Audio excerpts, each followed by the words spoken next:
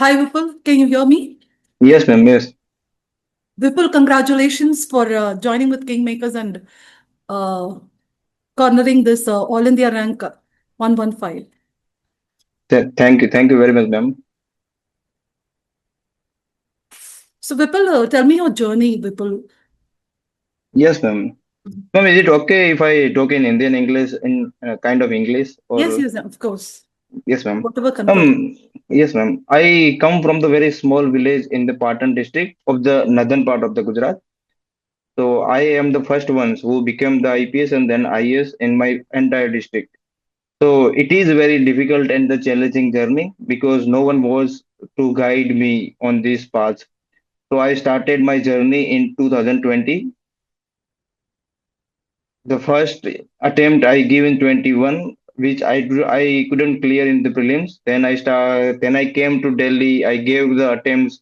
I reached to the interview levels. Still, I couldn't clear the entire process. In the third attempt, I could not clear the CSET. In the fourth attempt, I got the 348 rank, and this time I got the 1115. So hopefully, I will get the IS. But the entire process was very challenging. But at the end of the day, when you get the success, I think everything is worth it. Yes, Vipul, of course. Vipul, you seems to be into this, focused onto this process. But tell me how we can keep away the distractions properly. Ma'am, उसके पीछे main चीज यही होती है कि why you want to become an IAS officer और whatever you want to be in into any service. तो if we have a strong motivations कि मुझे इस चीज के लिए मुझे ये काम करना ही करना है, तो we have to focus entirely on the process. मुझे मैम लगता है कि मैंने बहुत सारे मेरे दोस्त है जो 5 5 6 साल तक तैयारी की और फिर क्लियर किया, और कई सारे दोस्त है जो एक दो अटेम्प्ट में क्लियर करके निकल गए. The main difference between both the aspirant is the focused mindset. I can tell you with definite mindset ke if you have a focused mind, you can clear UPSC within a 2 years. 1 year for the entire the UPSC exam process and the 1 year for the preparation. तो वही है कि if you want to definitely clear the exams, you have to keep the focused mindset. उसके पीछे कई सारे factor हैं. जो मेरे लिए पहला था कि I don't have nothing to lose. I have everything to gain from the UPSC process. दूसरा चीज I don't have a plan B. तो मुझे सब कुछ देना पड़ेगा यूपीएससी के लिए. और तीसरी बात जो मैंने पहले भी बताई कि if you have a strong motivation कि मुझे ये करना ही है, तो सभी डिस्ट्रैक्शन दूर करना ही पड़ेगा. कुछ पाने के लिए कुछ खोना पड़ता है, और यूपीएससी में बहुत कुछ खोना पड़ता है कुछ पाने के लिए. Vipul, you told me that you need 2 years of time. Yes ma'am. But there are people who actually start say preparation just 6 months before the actual notification that comes out. But what was your plan? What was your timeline of this process? Let's consider there's those who are giving the next attempt for this attempt, ma'am. Say for not this attempt, of course, it is just 1 month more. So it's So focused on the May month. yes, ma'am. So let's consider कि I want to give UPSC in 2027. So first, before the January 2027, I have to read everything from the mains perspective. I have to make notes for the mains GS 1 to 4, make notes for the essay and the optional, and I have to practice enough for the answer writing. ये मेरा plan दिमाग में होगा ही कि जनवरी 2027 आए उससे पहले मैं ये सब क्लियर कर दूं. और क्योंकि for the prelims we have to dedicatedly give the 4 to 5 months those who are appearing for the first time in the prelims. So this would be a timeline. Okay, if I would read for the entire 6 to 7 months for the mains, and for after that 4 months for the prelims, I would definitely clear if I have the right guidance from the right classes or the coaching and the right mindset कि मुझे इस तरीके से करना है. तो आई think that is the timeline कि 6 महीने पहले मेंस करो, फिर 4 महीने प्रीलिम्स करो, फिर 3 महीने जो मेंस के लिए मिलते हैं डेडिकेटेडली उसके लिए करो. तो मेंस मुझे लगता है कि राइट गाइडेंस से वो क्लियर हो जाता है ma'am. So do you think coaching is necessary, Vipul? Ma'am, I have to reappear for the UPSC because I don't have right guidance. तो आई कैन डेफिनेटली से कि जो मुझे कोचिंग पहले मिल गया होता तो मुझे ये 4 या 5 साल की जो जर्नी रही है उससे मैं कम में खत्म कर सकता था. क्योंकि everyone from the every background doesn't have the same background for the UPSC. किसी का बैकग्राउंड होता है, किसी का नहीं होता है। तो to compete with the everyone, जो कोचिंग मुझे हेल्प करेगी वो शायद मैं खुद से उतना नहीं कर पाऊंगा। दो तीन गलती मैं खुद से करूंगा, फिर पता चलेगा, तब तक 2-3 साल चले जाते हैं। तो वहाँ कोचिंग रोल प्ले करता है कि they know the actual process for the UPSC, they have enough experience of the teachers. तो मुझे लगता है कि वो हेल्प करते हैं, जो टाइम लगता है उसे कम करने में। People, had did you have any friends to discuss, or what yes was ma'am. the atmosphere of learning? How did you create an atmosphere of learning? Ma'am I have two kind of thing here. One इज कि मुझे पढ़ना, अकेला पढ़ना अच्छा लगता है, but the UPSC process is so much lonely. So to keep motivated, to keep freshness, we require a certain kind of the group with whom we can discuss properly. तो उसमें मेरे साथ I prepared in the Gujarat SPIPA institute, that is the government institute. तो मैं वहां पर तैयारी करता था, और मेरे साथ 7-8 जो लोग थे यूपीएससी तैयारी करने वाले थे। फॉर्चुनेटली 2-3 साल में सातों आठ, 7 और 8 निकल गए, कहीं ना कहीं पीसीएस में हो गया या यूपीएससी में हो गया। तो एक चीज ये थी कि हम सब 7 या 8 ग्रुप थे। तो जैसे कि मैंने बताया कि कोचिंग हेल्प करता है कि हमारा प्रोसेस कम करे। साथ में फ्रेंड्स भी ऐसे ही होते थे, किसी का प्लस पॉइंट होता है, किसी का माइनस होता है, तो एक दूसरों को वो सिखाते थे। और जो फोकस्ड माइंड सेट होता है उसे रखने में मदद करते थे। जब भी मैं कहीं भटकता था, मेरे दोस्त मुझे मदद करते थे, भाई तुम पढ़ लो तो पास हो जाओगे। तो मुझे लगता है कि यूपीएससी की प्रोसेस बहुत ही लोनली है मैम।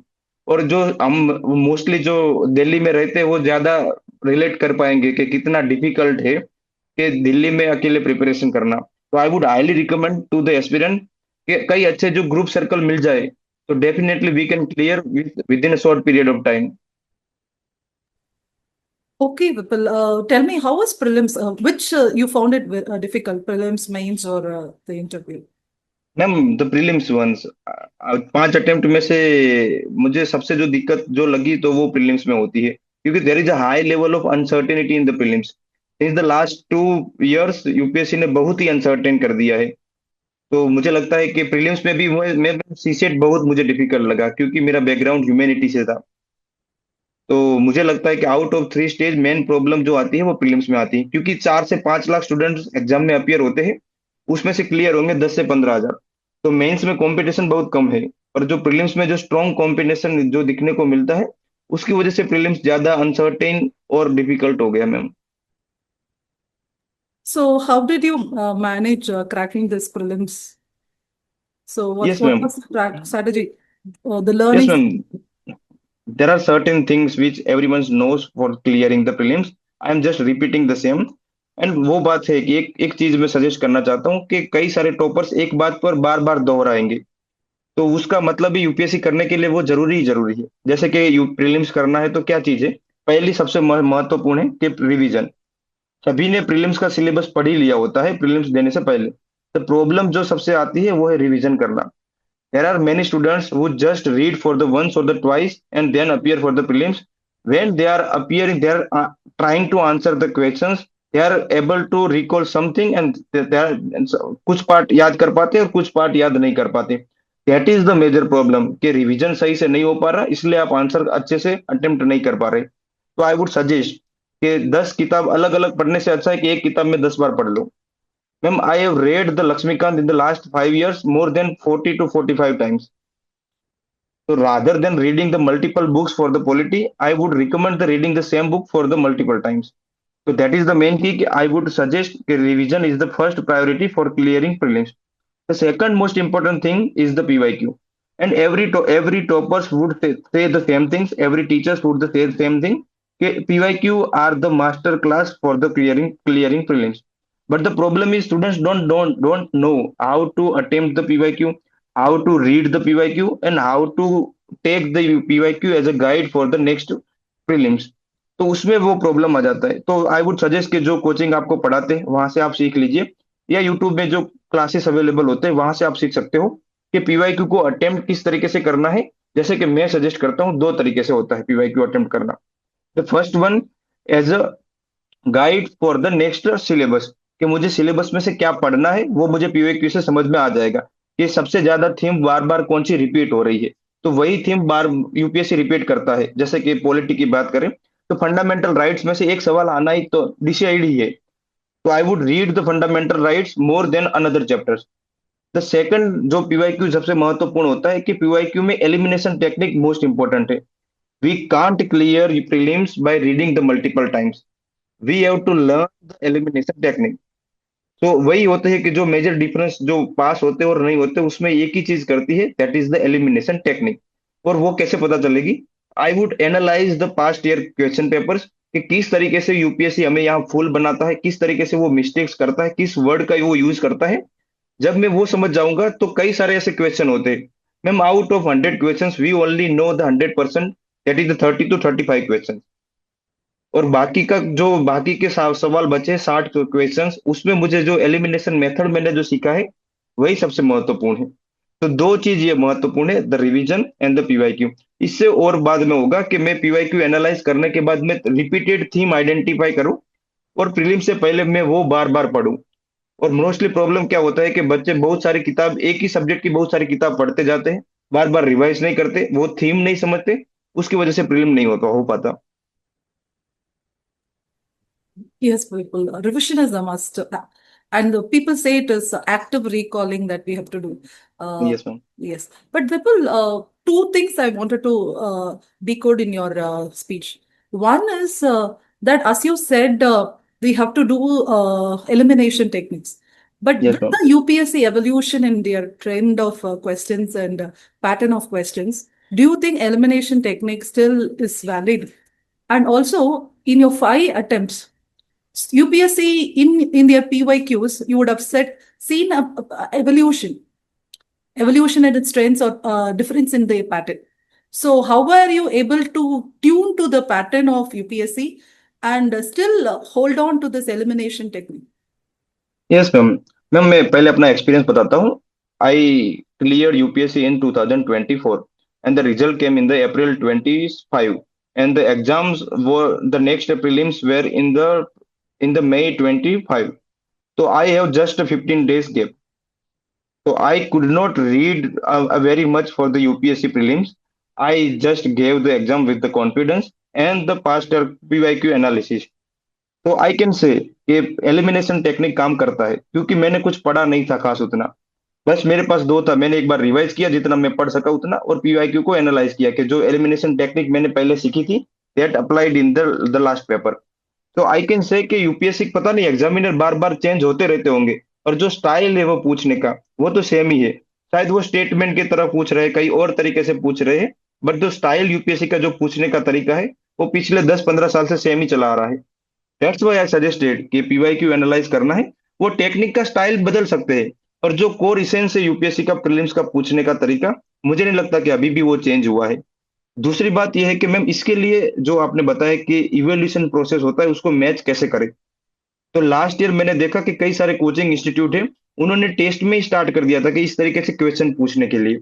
तो आई वुड सजेस्ट कि जो इवोल्यूशनरी प्रोसेस को मैच करना चाहता है, तो जो कोचिंग होते हैं उनके जो टेस्ट सीरीज है उनको अच्छी तरीके से फॉलो अप करे। क्योंकि टेस्ट सीरीज जो जो कोचिंग वाले होते हैं, they try to go 2 step forward to the UPSC. तो मैं वो सजेस्ट करूंगा कि जो इवोल्यूशन को मैच करना है, तो एक तो चीज है कि मैं टेस्ट सीरीज के जो होते हैं वो टेस्ट देखूं। दूसरी चीज मैम ये होती है कि यूपीएससी अपने सीएससी के अलावा कई सारी और एग्जाम कंडक्ट करता है, जैसे सीएपीएफ का हो गया, सीडीएस का हो गया या एनडीए का होगा। तो मैं उनके पेपर भी देखता रहता था कि कहीं वहां नई पैटर्न आने लगी है जो यहाँ आएगी तो यहाँ भी देखने को मिलेगी। तो इस तरीके से I try to match the evolutionary process of UPSC prelim. Yes, Vipul, you have sailed through the evolution of UPSC and you have catched up the trend. So, Vipul, how about mains? Your optional has been PSAR, and it's a very dynamic subject. And yes ma'am. again, holding on to it, how was your evolution in that? Yes ma'am. First I try to highlight the my marks in the GS. So in the first mains, I got 395. In the second mains, I jumped to the 45 marks. I got the 440. That is considered as one of the good marks in the GS mains. And this time also I got the 439. So I somehow I got to know okay, what UPSC examiner wants, and I could write the same thing. So that's why my mains become the interesting part for me. तो मुझे out of the three stage I love to write and I got to know कि UPSC mains से क्या चाहता है और मैं उस तरीके से लिखता हूँ। दूसरी बात ऑप्शनल की बात करूँ तो in the last two attempts first and the second I could not get the very good marks in the PSIR, but this times I got in the paper one highest in the UPSC PSIR में 158 marks.